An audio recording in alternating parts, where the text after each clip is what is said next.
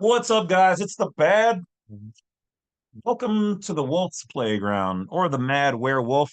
Usually the man in black, but today I'm wearing a hoodie. No sponsorship there. Given to me by my most gracious significant other. So thank you for that.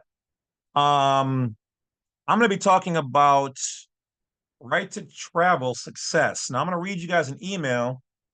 We're going to call him just DX. Okay. And so DX sent me a email today. All right. Now, as always, if you're going to do right to travel, you should watch all the other videos and have all of your things in line. All of your paperwork must be succinct. Everything must be pulled out. So watch those videos. If this is your first time here, make sure you hit that bell, like, subscribe, and go watch my live playlist. So James C Lovett or the Badwolf, and go watch the videos on right to travel. Just type in right to travel, James C. Lovett, okay, and you'll find it. All right, so without further ado, I'm going to read the email here from DX. All right, what's going on, Bad Wolf? I just had to email you to tell you the good news.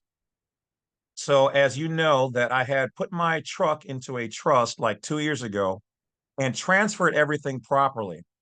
I got some info from you letting me know that I had to notice the chief of police through a letter. So I did that and notified all the police agencies and copied the Supreme Court and the governor of Texas, the secretary of state, and as well as the mayor of the state of Texas.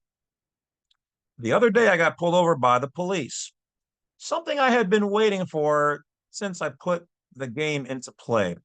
Now, remember, if you guys don't know anything about this, it's good to notice them. Do you have to? No. But it's playing nice in the sandbox with these agencies because a lot of them don't know this information. And I'm sure a lot of you guys are thinking, oh, well, they should know. You're right. They actually should. And actually, legally and lawfully, they can be held accountable for not knowing. So this goes out to all the police chiefs and police people out there. You guys really need to know constitutional law and that your people on the side of the road need to be properly trained before the lawsuits start happening. I've been saying and trying to keep these people in line by saying, hey, let's be nice, let's not file lawsuits. But I digress. If at this point in time, after all these years, people are still not updating them, here's where the script gets flipped. Teach them right, because people are going to start coming after the bonds. Yeah, we know about the bonds, the insurance bonds, the blanket policies through your risk management department. We know all of that. Okay. And people are going to start filing more lawsuits. And I would really hate to see a lot of people, our fellow Americans, though they're operating as 14th Amendment U.S. citizens and public trustees, um, get into scenarios where it's going to cost them a lot of money for each lawsuit that's going to come to them, or their houses to be taken on the private side because they can be sued in federal district court. Now, to the other people out there, do not who are doing right to travel, most of them are good, but don't operate as a belligerent combatant. Don't go out here like, oh, I gotta test this, I gotta try this. No, because you're then endangering public safety and they will pull you over. And despite your status, you can still be arrested. Period. You're endangering public safety. That always trumps your status or standing at any point in time. Period.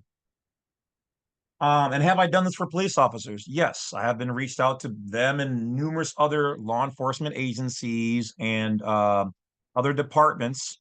I keep all that private. I don't share people's information. But yes, that has happened many times, and 99% of them have been pretty understanding because they want to know more. They don't get taught this stuff, and they have a right to as Americans. All right. So let's continue. The officer asked for driver's license, registration, and insurance. I asked him, what's the RAS? Now, for those people who don't know what RAS is, it means that, and cops usually wig a little bit because you're speaking their lingo. They don't understand why you would know how to speak like them or their terms. And it's a little freaky to them because it shows them that you're not stupid. So RAS stands for reasonable articulable suspicion, meaning what crime did I commit for you to stop me in the first place?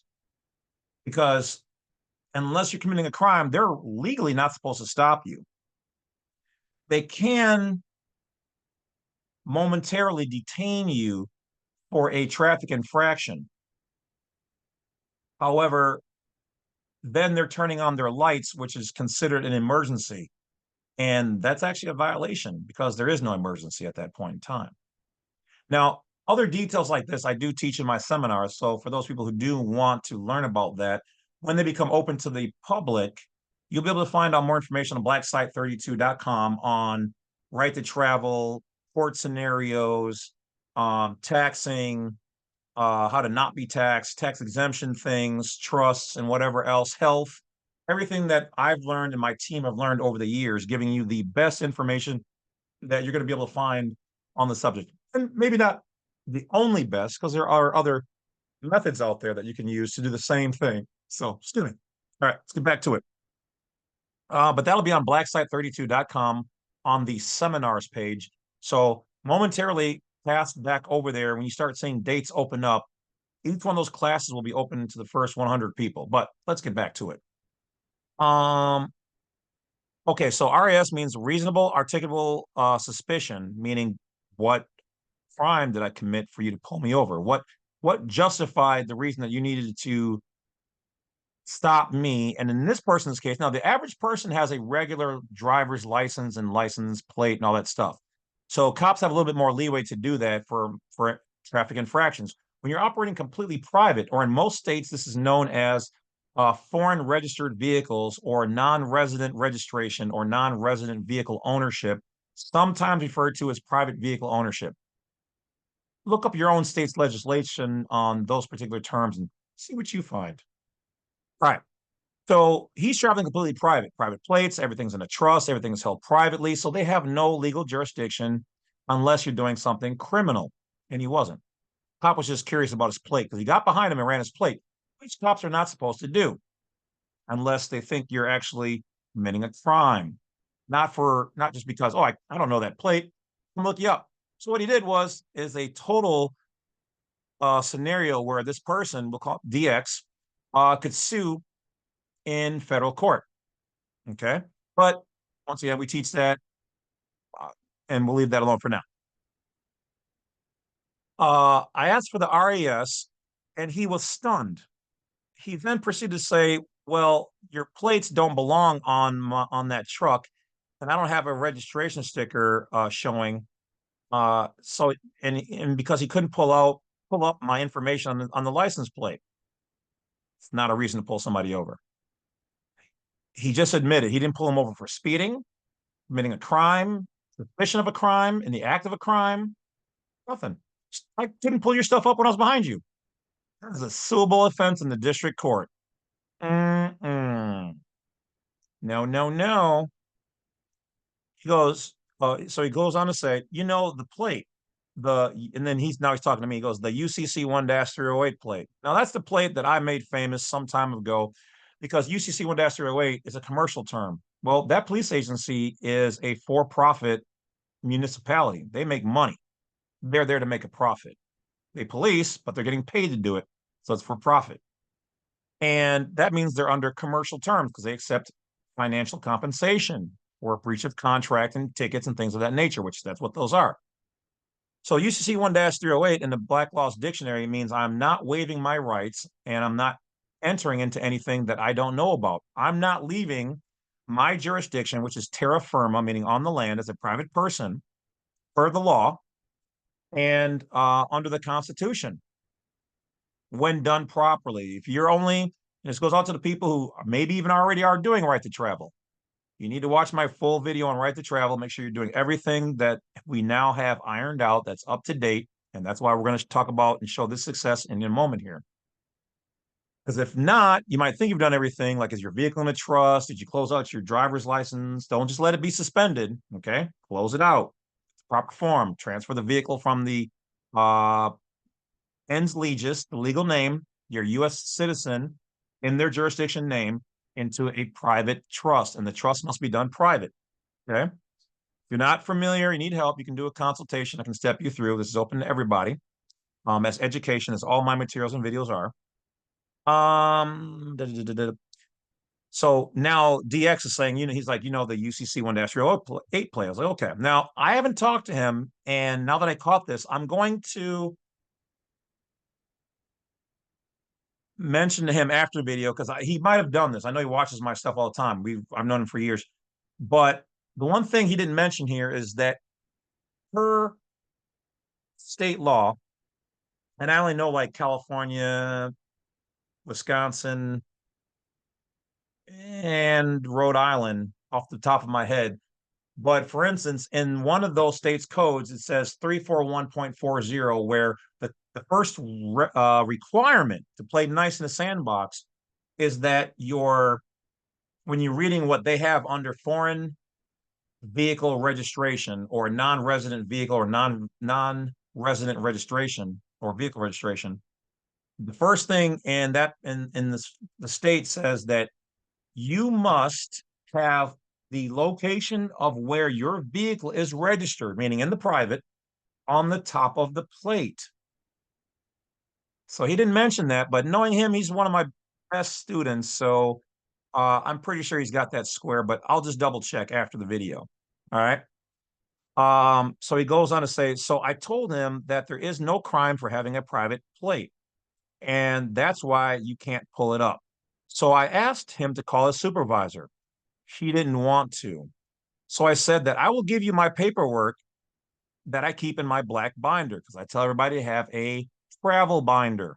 You need to have that if you're doing this for this reason, because you're going to educate that dude. You're giving him a right to cure before you have to sue him.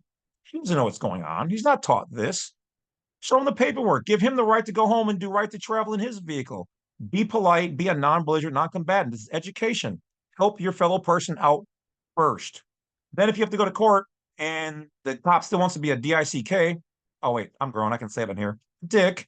And not all of them are, because I do have friends and family who are very awesome officers. And my hat goes out to all the other positive, good law enforcement agents out there and agencies, period. It's a hard job. Wouldn't want to do it, although I was going to do it. And I started studying for it, and then I didn't make it. We'll go into that another time. But anyway, so I'm familiar with a little bit of what goes on here. All right. So I lost my space. Okay. So I asked him to call supervisor. He didn't want to. So I gave my black travel binder. I gave him the affidavit showing that my truck is unregistered.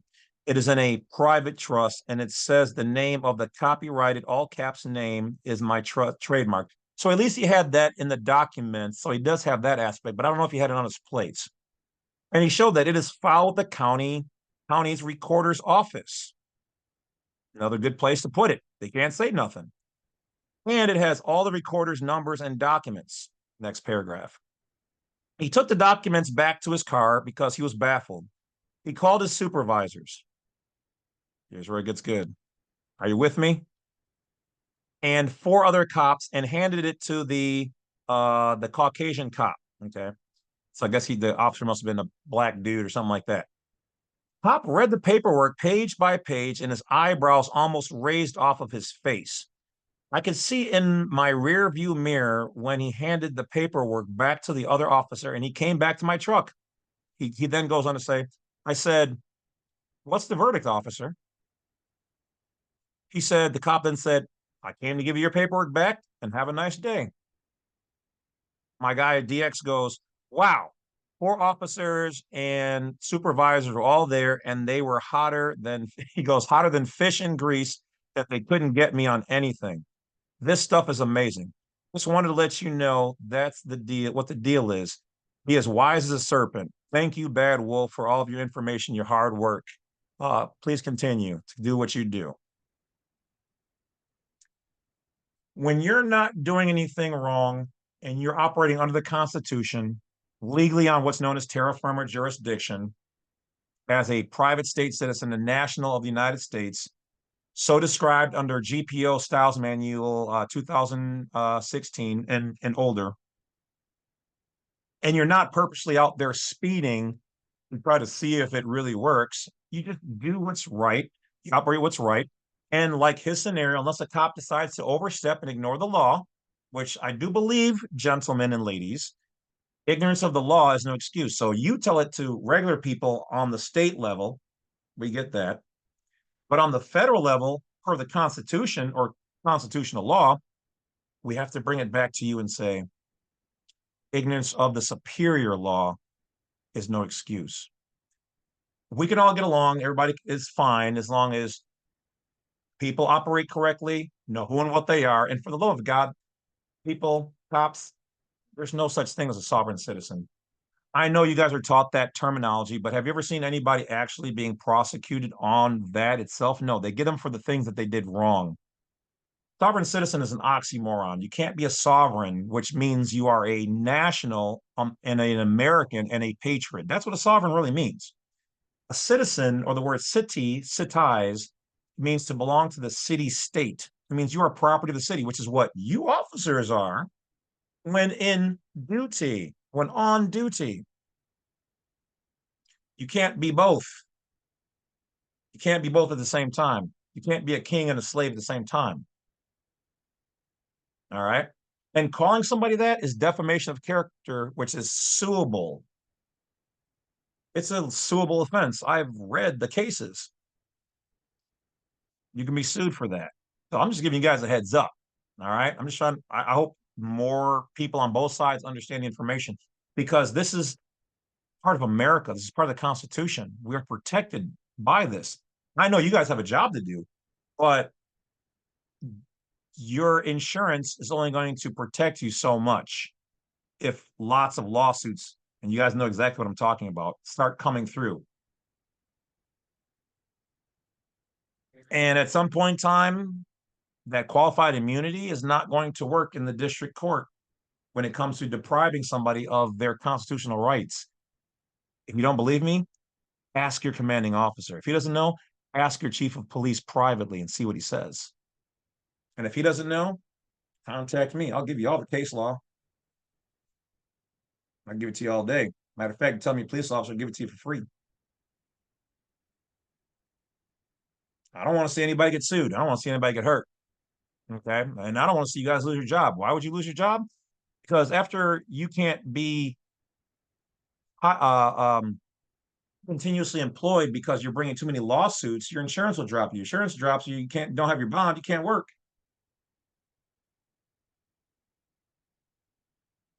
Oh, but wait, let me guess. Under risk management, you have what? A blanket policy? Ew, didn't think I knew about that, right? Yeah. Well, what happens when everybody's rates start going up because of you? Same thing will occur. People will be a little not happy with you bringing all those lawsuits and raising their rates. Or they'll make you get private insurance and the same thing starts over again. This is just education. I'm just giving you guys the heads up, in all honesty. Because as more people learn this, more people are going to start doing those things. The American people, the real warrior of this land, is waking up. And as fellow Americans, we have a duty to give our brethren good counsel, warn them before something. So I'm just letting you know, not in a negative way, in a positive way. I want you guys to understand and research, do your own research. Now, I understand that above you guys may not understand this, but the people above, the board members above you, and your chief of police, and the your commanding officers who have been there for a long time, they know this information. But see, you are then on the roads operating as a instrumentality of the municipal uh, system, agency, business that's generating income. They don't want you to be distracted. And I don't blame them. I get it. You're making their money. Why would I want to tell somebody to not, hey, So at the end of the day, if you have a lot of lawsuits and you don't know what's going on, they're going to be looking at you on that block for chopping because you're bringing in too many lawsuits. So there needs to be a healthy balance somewhere in there. FYI, just free, friendly advice and information. All right. So I'm going to message him back, I guess, right away and just say, hey, wait, no. Hey, hey, do your plates have your trust name on them. If not, they need to be. It must match the DMV's record. Wait, to be compliant in most states. But check your states. Don't laugh at me because I type slow. Legislature under foreign vehicle registration. Badwolf.